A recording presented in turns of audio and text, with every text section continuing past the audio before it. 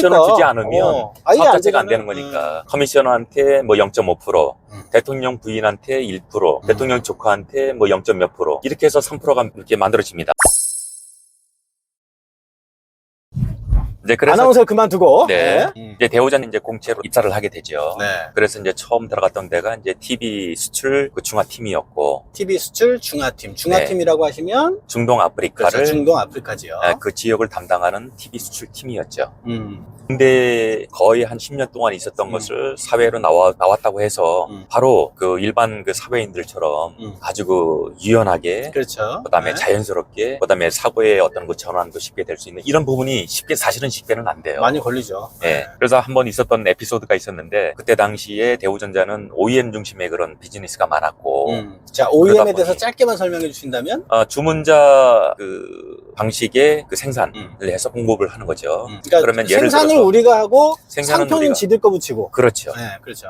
그 브랜드 로고와 함께 그 사람들이 원하는 사양대로 박스 디자인도 해주고, 그렇죠. 그렇게 하다 보니 사실은 업무 프로세스가 굉장히 길어요. 커뮤니케이션 하면서 그 흔히 하는 말로 오다를 딴다고 하죠. 단기 오다를 딸 수도 있고 중장기 오다를 따서 이제 그 오다를 가지고 이제 공장 쪽에 생산 인풋을 걸어서, 생산 인풋을 걸면 이제 이것이 그 이제 생산이 될 거 아니에요. 그렇죠. 그러면 그 생산이 끝나는 즈음에 저희가 이제 거래선으로부터 페이먼트를 확보를 해서 이제 배를 수배를 하고, 그다음에 그 생산된 것을 공장 출하를 시켜서 컨테이너다 실어서 이제 물건을 이제 실어 보내면 최종적으로 거래선이 저희들한테 그 돈을 송금하거나 입금하거나, 그렇죠. 아니면 이제 신용장이라고 해서 은행에 추심을 받아가지고 저희들이 그 은행에 가서 그 서류를, 선적 서류를 제시를 하고 이제 돈이 입금되는 이제 그런 여러 가지 절차를 밟아야 되는데, 그 거래선에서 원하는 그 사양대로 박스 디자인을 해야 될 때가 있어요. 그러면 거래선으로부터 이제 박스 디자인 그 블루프린트 그 초안을 받아서 청사진을 받아서 저희가 시화공단에 그 박스를 만드는 업체에 담당자가 직접 가서 그 박스 제작 업체 그 디자이너하고 같이 상담을 합니다. 야, 그래서 여기서 하나만 문제 생겨도 완전 그냥 장난 아니잖아요, 막. 이제 우리가 원했던 고객사로부터 건 이제 이게 클레임을 아니다. 받게 되는 거죠.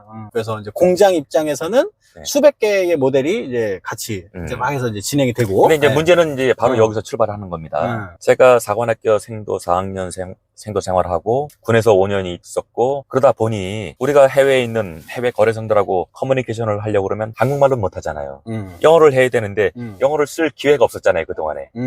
그래서 사실은 그 매일 아침 5시 반에 제가 일어나서 그 6시부터 그때 당시에 FM 라디오 EBS 방송에 보면 그 비즈니스 영어라고 하는 그 기초 단계부터 매일 아침에 일어나서 그 출근하기 전에 그거를 이제 들으면서 이제 동시 녹음을 해가지고, 그때 당시에는 또 테이프였잖아요. 카세트 테이프. 네, 카세트 테이프. 그래서 공 테이프를 사서 그거를 녹음을 해가지고 이제 두면, 제가 이제 낮에는 회사에 가서 일을 하고 다시 이제 퇴근을 해가지고 집에 들어와서 다시 반복해가지고 그걸 다시 듣고 뭐 이런 과정을 막 밟았던 거예요. 야. 그거를 거의 한 6개월에서 1년 동안 했던 것 같아요. 그래서 이제 학원도, 사설 학원도 그때 당시에 다니고, FM 라디오에서 EBS 그 교육 프로그램도 열심히 듣고, 하실 수밖에 그래서 없겠네요. 나름대로 열심히 했던 것 같아요. 흔히 우리가 하는 말로 전투 영어. 이제 그때부터 이제 시작이 된 거죠. 삶이 전투적이야. 또 이제 이미 잘 준비해서 온 사람들도 있었을 테니까, 동료나 후배, 선후배 중에. 그때 당시만 하더라도 대우전자는 탱크주의라고 혹시 아세요? 알지, 저 잘 압니다. 네, 광고했었지.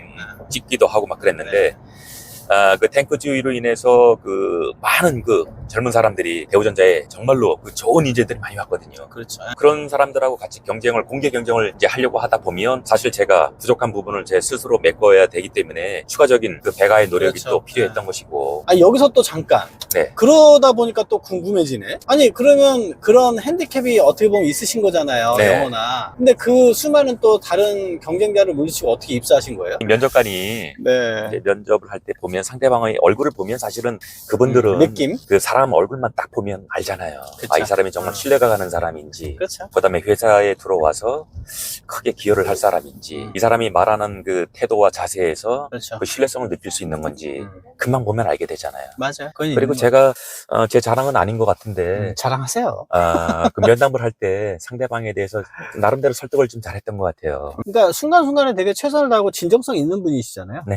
그런 거 하나만 해도 아마도 그렇게 봐주신 것 같아요. 네. 근데 그거는 사실 저는 되게 동의하는 게 뭐냐면 능력적인 건 키울 수 있는 태도적인 거는 이렇게 교육해서 되는 게 아니고 굉장히 오래 걸리잖아요. 맞아요. 저도 저는 동감합니다. 그 부분이 그러면서 이제 제가 맡은 지역의 그 한 국가가 이집트였는데 이집트 하면 어떤 생각이 드세요? 이집트 하면 역시 피라미드죠. 역시 피라미드죠. 역시 그러나 저한테는 아주 쓰라린 기억이 남아 있습니다. 그때 당시 이제 저희 그 대우전자에서 이집트 벤허라고 하는 업체, 네. 국영업체에 저희가 키트를 다 납품을 했어요. 시케이드 키트. 그래서 TV를 전지에서 조립 생산을 하는데 거기에 들어가는 모든 부품을 대우전자에서 공급을 한 겁니다. 우리가 그러면- 이제 재료만 거기다 보내주고 네. 그 다음에 조립은 거기 현지에서 하는 예. 그걸 CKD라고 하죠. 네, 그렇게 하려고 하다 보면 저희가 이제 그쪽 공장에다 이제 그 생산할 수 있도록 그 라인도 깔아줘야 되죠. 그다음에 그 저희가 부품을 보내서 그쪽에서 이제 부품 수입 통관을 마치고 난 다음에 그 부품을 그 비축하고 쟁여 넣는 그런 재고 관리도 해줘야 되고 이 재고 관리가 쉽지 않을 텐데. 쉽지는 않아요. 네. 그 16인치 TV만 하더라도 당시에 거의 600개에서 한 800개 정도의 그런 부품들이 소요가 되니까 네. 이제 그런 그 부품 관리, 재고 관리, 그다음에 이제 그 정해진 그 시방서대로 이제 TV를 조립해야 되는데 조립하고 시방서도 이제 시방서가 네. 그 처방전 비슷한 거죠. 시방서. 그렇죠. 제품을 어떻게 조립하고 생산해라라고 그렇죠. 하는 이제 안내서예요, 일종의 매뉴얼. 매뉴얼. 네. 발음을 잘해야 된다. 시방서가 아니고 이제 시방서. 그렇죠. 네. 네, 그래서 이제 그러려고 하다 보면 이제 이쪽에서 대우전자에서 이제 엔지니어 한두 분이 가서 이제 그분들이 생산한 그 제품을 가지고 생산을 해서 네. 이제 검수까지 하는 이제 그런 과정을 마쳐야 되는데 이 베나라고 하는 업체의 그 구성원들을 보면 그 이집트라고 하는 나라가 저한테는 굉장히 안 좋은 기억으로 남아 있는데 네. 국영기업체 사장님이 육군 대령 출신이에요. 어. 그리고 그 밑에서 생산 라인 쪽을 보시는 분도 당연히 군 출신이었을 것이고, 그리고 이제 이집트의 그 대부분의 그 기업체들이 우리 한국에 있는 그 업체들과 그 비즈니스를 할 때는 중간에 커미셔너가 껴요. 아, 그렇죠. 예, 근데 거간꾼, 우리가 흔히 얘기하는 그렇죠. 브로커, 거간꾼, 거간꾼, 커미셔너, 네. 삥 뜯는 애들. 삥 뭐 뜯는 이렇게. 사람들, 네. 이런 사람들한테 그 회사에서 오피셜하게 드러내놓고 하지는 않지만 그렇죠. 그 회사 내에서는 오피셜하게 이제 그렇죠. 저희들이 커미션을 줍니다. 뭐 3%에서 대외적으로는 뭐 얘기하지 못하지만. 그렇죠. 회사에서는 공식적으로. 이것이 이제 그 사업을 하는 방식이었으니까. 아니, 그래야지 비즈니스가 커미션을 되니까. 주지 않으면 아예 사업 안 자체가 안 되면은, 되는 거니까. 커미셔너한테 뭐 0.5%, 대통령 부인한테 1%, 대통령 조카한테 뭐 0. 몇 %, 이렇게 해서 3%가 이렇게 만들어집니다. 야. 그럼 이 친구들이 이제 대우전자 와서 뭐 1년에 한 2번 정도 이제 정기 상담을 하죠. 이제 하루는 이런 에피소드가 있었어요. 상담을 멋있게 딱 끝나고 나서 그 상담 그 미팅 메모란담에 네. 사인을 하게 되잖아요. 자기가 그 만년필이 없으니까 그 당시 저희 팀장님이셨던 누구분한테 거기 미스터 박 그 만년필 좀 빌려줄 수 있겠냐. 사인을 딱 해요. 벤허, 아흐멧 쫙 하고 그 만년필을 자기 와이셔츠에다 싹 집어넣는 거예요. 근데 그 만년필이 몽블랑 만년필이었어요. 어머나. 당시에 시가가 50만 원짜리 하던. 아니, 그것도 그때 이제 그 50만 팀장님 원이면은- 사모님이 생일 선물로 준 그 만년필인데 와. 사인하고 나서 돌려주는 것이 아니고 자기 와이셔츠 딱 꽂는 거예요. 자연스럽게. 자연스럽게. 그 팀장님 그 얼굴을 보니 그때 당시에 아니, 완전히 그때 50만 원이면 지금 한 2, 300만 원 넘는데. 맞아요. 대우전자 들어가서 업무를 한 1년 반 동안 하고 나서 처음 출장을 가게 된 것이 아마 95년도였던 것 같아요. 저 이제- 군대 있을 때네요. 네. 이스라엘 거래선을 만나기 위해서 출장을 가려면 당시에는 이제 서울에서 김포공항이었죠. 김포공항에서 이스라엘 텔아비브까지 가는 다이렉트 비행기가 없어서 이제 경유지를 이제 그 거쳐서 가게 됐는데 그때 경유지 중에 하나가 이제 이집트 카이로였어요. 이제 나름 의욕에 찬 얼마나 멋있어요. 그 해외 수출 그 역군으로서 참 그 이집트 카이로 공항으로 이제 가게 됐는데 얼마나 그 마음 한쪽에는 굉장히 그 부푼 그 마음을 프라이드도 있고, 프라이드도 있고, 설렘도 설렘도 있고. 그런데 문제가 막 카이로 공항에 도착을 했는데 도착을 해서 이제 가방을 찾아야 될 거 아니에요. 야. 제 가방이 없는 거예요. 순간 얼마나 제가 당황했겠어요. 이제 트렌지 시간도 별로 얼마 안 남았는데 또 처음 출장 나오는 그런 그 상황이었고 가방을 아무리 찾아도 없는 거예요. 그러다가 어떤 한 친구가 저한테 딱 다가와서는 저보고 이제 그래요. 어디서 왔냐? 그래서 한국에서 왔다. 문제가 뭐냐? 그래서 내 가방을 지금 찾을 수가 없다. 그랬더니 자기가 도와주겠다는 거예요. 그러냐? 그래서 이제 그 사람 차를 타고 하여튼 카이로 공항을 제 기억 속으로는 한 30분을 헤맸던 것 같아요. 그러다가 어디 딱 도착을 하니까 정말 제 가방이 있는 거예요, 거기. 그래서 너무 기분이 좋아가지고 시계를 보니까 한 시간 한 반 정도가 남았어요. 가방도 찾았고 그래서 너무 기분이 좋아가지고 다행이다. 그분한테 그때 당시에는 꽤 큰 돈이었는데 제 지갑 속에서 100불을 딱 꺼내가지고 정말 너무 고맙다. 그럼 10만 원이면 너 아니었으면 당신이 나를 도와줘서 가방도 찾고 이제 내가 하게 돼 있다. 그래가지고 이제 100불을 줬어요. 그랬더니 그 친구가 대뜸 하는 얘기가 코리안 넘버 원 딱 그러는 거예요. 그래서 이제 그 트랜짓 하기 위해서 그 체크인 카운터로 갔더니 비행기가 이미 떠나고 없다는 거예요. 에? 아니 시간을 보니 이미 45분이라는 시간이 남아 있었는데 비행기가 떠나고 없다는 거예요. 아니 그럴 수가 있느냐? 그거 이스라엘 국적이 아니냐? 그러면 정시에 출발해야 되는 거 아니냐? 그랬더니 그 친구들이 하는 얘기가 인샬라 only God knows 그러는 거예요. 오직 10만이 안 돼. 자기 잘못은 없다는 거지. 아니 무슨 아이고 그럴 수가 있나? XX 같은 소리를 하는 거냐? 나 지금 가방도 찾으려고 엄청나게 고생을 했고 내가 지금 여기 막 뛰어오는 거 지금 보이지 않느냐? 근데 지금 비행기 출발 시간 전인 30분 전에 비행기가 떠났다는 것이 너가 볼 때는 정말로 이게 맞는 거냐? 그것도 안 되는 영어로. 진짜 이해가 안 가네. 그 친구들은 영어 실력이 확 느셨겠어요. 열받을 때 나오거든, 막 무의식에서. 콩글리시가 막 나온 거지. 그래가지고 그 사람들하고는 뭐 얘기가 안 되겠어요. 그래서 이제 매니저를 불러가지고 클레임을 막 했어요.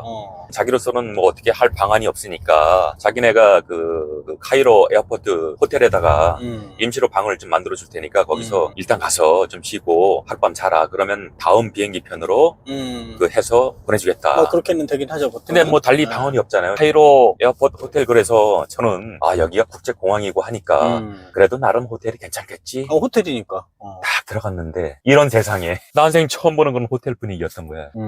그 이집트 사람들 진짜요? 좋은 담배를 많이 펴요. 딱 들어가니까 담배 냄새 확 풍기지. 안에 보니까 그 벽지는 그냥 그 노란색으로 이렇게 얼룩져 있지. 냉장고를 열어보니 물도 없지. 그 다음에 TV를 딱 보니까 TV 그 16인치 이제 로타리 방식의 그 스위치였는데 이게 로타리 스위치가 어디론가 없어져가지고 TV도 못 보는 거야. 지금 기준으로 보면 15,000원, 2만원 하는 그런 모텔 정도의 수준밖에 안 됐던 거야. 에어포트 호텔인데. 예. 세상에. 대박이다. 여기서 내가 옛날 얘기입니다. 지금 얘기. 내가 여기서 자야 되는 거야? 근데 그것도 마찬가지로 옵션이 없는 거잖아. 옵션도 없었지.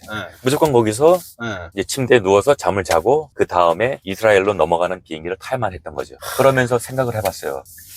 내가 카이로 공항에 도착을 해서 짐을 찾으러 갔는데 짐이 없었다. 나중에 알고 보니까 터미널 1과 터미널 2는 바로 걸어서 한 5분이면 닿는 그런 짧은 거리였고 이 가방도 제가 내린 터미널 1에서 가방을 잠시 빼내가지고 바로 옆에다 놔두고 걔네들 일부러? 일부러.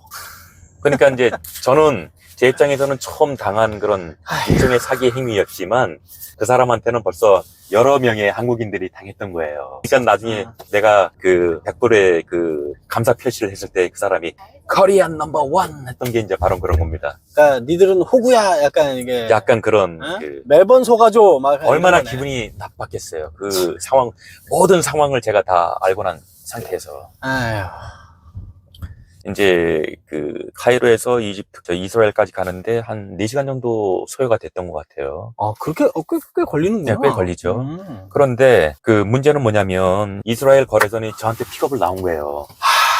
픽업을 나왔는데 그게 진짜 문제네. 제 이름이 아무리 봐도 제가 안 나오는 거죠. 탑승자 명단이 그래서 있을 거 아니에요. 탑승자 명단을 봤는데 없겠네. 난리가 난 거예요. 그래서 이제 대우전자 그 본사로 다 전화를 했죠. 그 팀장한테 전화를 해서 지금 KH킴이 여기 지금 오는 걸로 돼 있었는데 와 보니 나오질 않더라. 그런데 탑승자 명단을 보니 거기에 분명히 KH킴이 있더라. 분명히 자기가 볼 때는 이집트에서 누군가한테 납치를 당했을 것이다. 상황이 그때는 어떤 일들이 있었냐면 북한의 그 외교관들이 혹은 북한의 그 어떤 그 공작원들이 이집트라든가 뭐 이런 아프리카 지역 지역의 제3지대에서 기업체 다니는 임직원들을 상대로 해서 납치를 했다라고 하는 그런 것들이 있었어요. 근데 제가 육군사관학교를 나왔잖아요. 또 육군 장교 출신에다가 이집트라고 하는 그 지역적인 어떤 이거 김건영이가 분명히 북한에 납치됐다. 북한 공작원에 의해서 납치됐다. 경찰서에 전화를 해서 저를 실종 신고를 한 거예요. 그래서 아이언 경찰서에서 김건영이라고 하는 사람이 이 사람의 과거 이력을 보니 육군사관학교를 졸업을 했고 이스라엘로 출장을 가는 와중에 이집트에서 납치를 됐다. 시나리오로 생각하면 너무 스펙이 좋잖아. 지금 생각해도 굉장히 웃기고 정말 일어날 수 없는 그런 일인데 와. 그 당시에 그런 해프닝이 있었던 거예요. 그러니까 연락할 방법이 하나도 없잖아요. 지금이면 뭐 그냥 현지 유심부터 해서 뭐 할 수 있는 방법이 뭐 수십 가지인데, 야. 그러니 그 당시에 장난 90년대 초반에 그 무역회사라든가 여러 그 제조업체에서 해외에 나가서 그 수출을 하기 위해 그랬던 분들이 얼마나 고생을 많이 했겠어요.